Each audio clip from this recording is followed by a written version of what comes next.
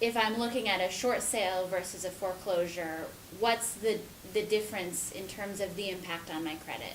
So talk a little bit, if you wouldn't mind, about those credit issues. Sure. Great question, Molly. Everybody's concerned about their credit. One of the big questions is, when am I going to be able to buy another home? How long am I going to have to wait?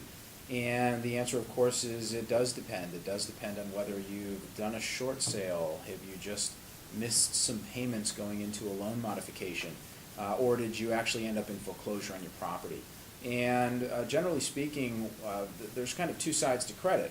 One of the sides is your credit score, and the other side is your credit profile.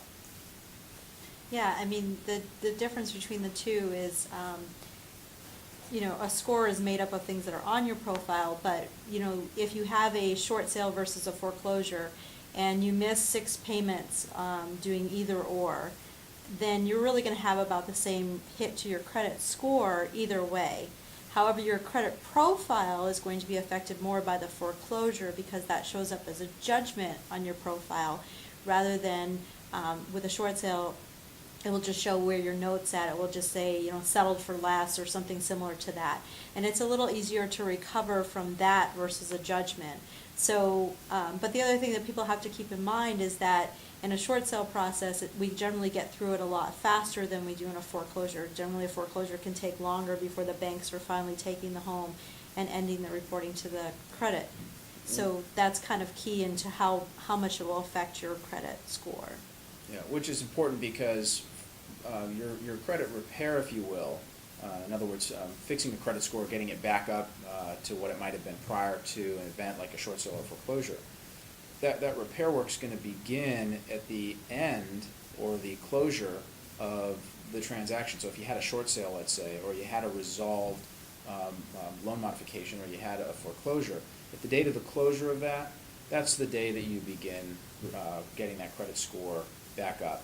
And so it is important that if you go through a short sale, it could take a lot less time to go through a short sale than it does to allow the bank to complete the foreclosure process and have everything sold and have you back in a place where then the clock is ticking for you to have a chance to repurchase a home. And that's really the main thing that the credit profile is going to affect in the future, and something like a judgment of the foreclosure versus the settled for less notation on the short sale are going to impact is the time frame under which you can go out and purchase a new home. Not necessarily a new car, and not necessarily get a new credit card, but certainly when can you buy a new home and get a mortgage from either a conventional lender or an FHA-backed style mortgage. And just to keep it simple, what about 3 years on a FHA, or 3 years on a short sale, that you're generally able to go back out and get financing under one of those two options.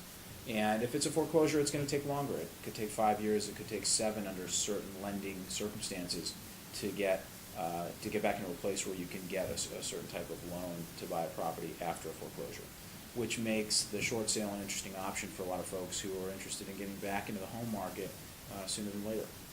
Yeah, and we also really recommend that if your credit profile is in question, if you've got all your stuff with one lending institution, your credit cards, your mortgage, all that kind of stuff, say everything's with Chase Bank, we're probably going to want to take a look at, before you stop making payments, you getting some other credit cards with other companies that maybe won't be as affected as the stuff with that same lending institution might be, so that we can maximize your credit profile to be able to rebuild your credit score as fast as possible on the back end.